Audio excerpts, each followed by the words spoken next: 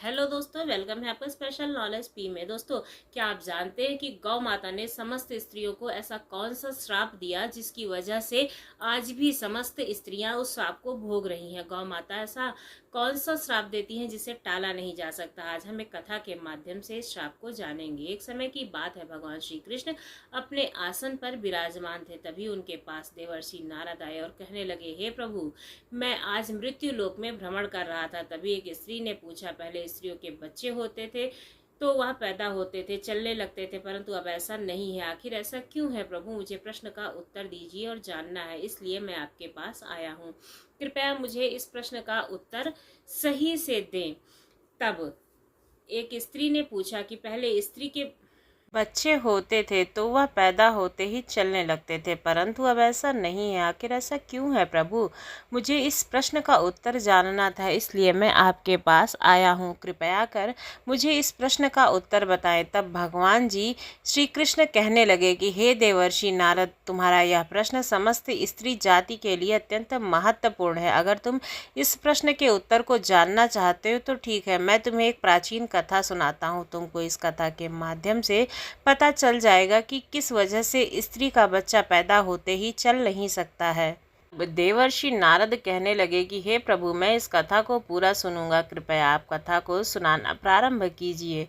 तब भगवान श्री कृष्ण कहने लगे, हे देवर्षि नारद, एक गांव में एक देवदत्त नामक व्यक्ति रहता था। देवदत्त एक स्वार्थी व्यक्ति था। देवदत्त के पास एक गाय थी, वह गाय दूध देती थी।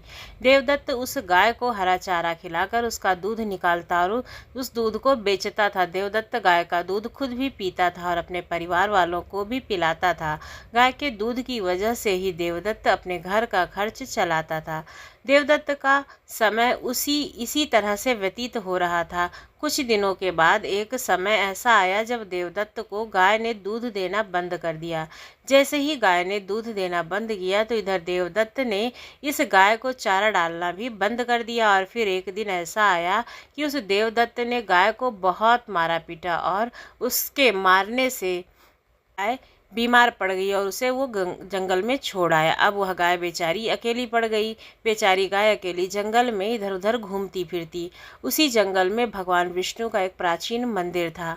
फिर एक दिन वह गाय उसी मंदिर में पहुंच गई और वहां जाकर भगवान से विनती करते हुए कहने लगी कि हे प्रभु, मैं आपसे यह विनती करती हूँ कि आपने हमें गाय की योनि में डाल करके कितना गलत काम किया है। भगवान श्री कृष्ण कहने लगे, हे देवर्षि नारद, वह गाय आगे कहती है, देखिए प्रभु, जो आपके द्वारा बनाई गई 84 लाख योनियां हैं, उनमें से सर्वश्रेष्ठ योनि मनुष्य की मानी जाती है। और वह मनुष्य कितना पाप और दुष्कर्म करता है। वह गाय आगे कहती है, जब तक मैं अपने मालिक को दूध देती रही तब तक मेरे मालिक ने मुझे अपने घर पर रखा और हरा चारा खिलाया। जैसे ही मैंने दूध देना बंद किया तो उसने मुझे चारा भी नहीं डाला। इतना ही नहीं, उसने मुझे घर से बाहर भी निकाल दिया और अब मैं इधर उधर भटक रही हूँ। तब जंगल में चारा खाकर मैं अपने पेट को भर रही हूँ। हे प्रभु, आपने जो सर्वश्रेष्ठ योनि मनुष्य बनाई है, यह तो अत्यंत स्वार्थी लालची योनि का है। माँ भगवान श्री कृष्ण कहने लगे, हे देवर्षि नारद, धीरे धीरे समय व्यतीत होता गया। गाय बेचारी उस जंगल में इधर उधर भटकती रही। फिर एक दिन वह गाय देवदत्त के द्वार पर चली गई। फिर देवदत्त ने जब उस गाय को अपने द्वार पर देखा तो देवदत्त भागता हुआ लाठी लेकर आया और गाय को मारता हुआ जंगल की तरफ छोड़कर वापस चला गया।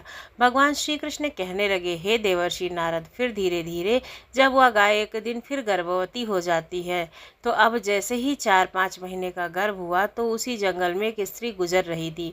उस स्त्री ने जैसे ही उस गाय को देखा तो उसके मन में सोच आया कि गाय तो गर्भवती है, मैं एक काम करती हूँ, इस गाय को अपने घर ले जाती हूँ।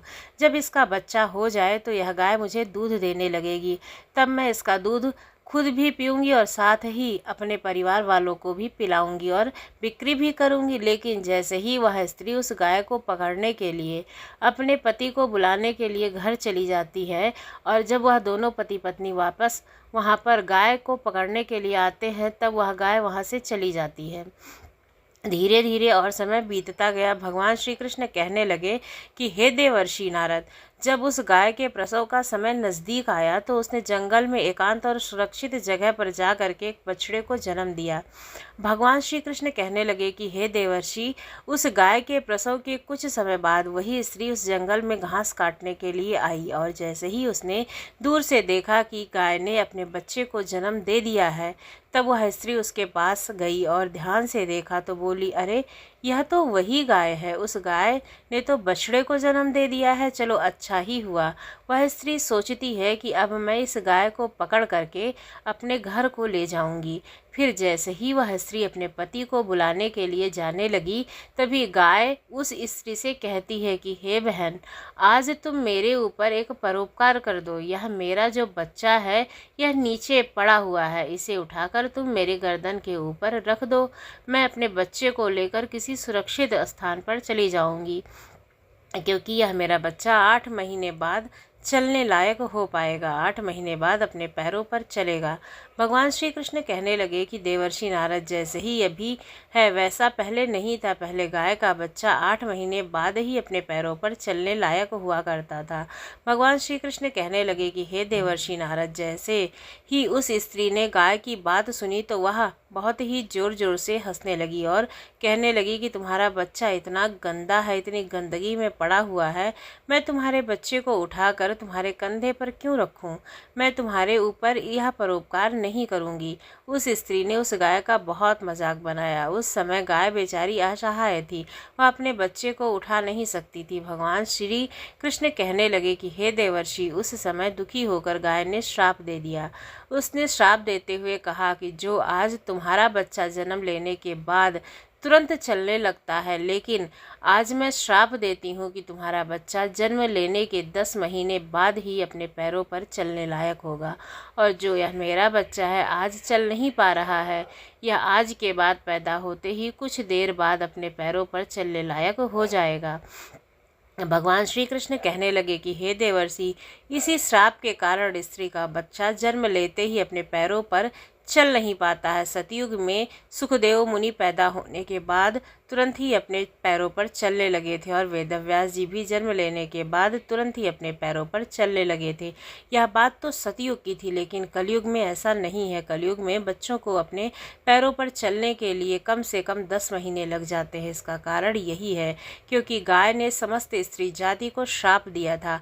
उसी दिन से समस्त स्त्रियों के बच्चे पैदा होते ही चलने लग नहीं जाते हैं और उनकी प्रक्रिया वहीं पर रुक जाती है। गाय के श्राप के कारण ही स्त्री का बच्चा 10 महीने बाद ही चलने लायक बन पाता है, और गाय का बच्चा उसी दिन से अपने पैरों पर चलने लायक हो जाता है जिस दिन वह पैदा होता है। इसलिए किसी भी आत्मा को कष्ट नहीं देना चाहिए, और यही सनातन धर्म कहता है। गोस्वामी तुलसीदास जी ने लिखा है, परहित सरल धर्म नाही, दूसरे के दुख में दुखी हो जाना, दूसरे के काम आना सबसे बड़ा धर्म माना जाता है।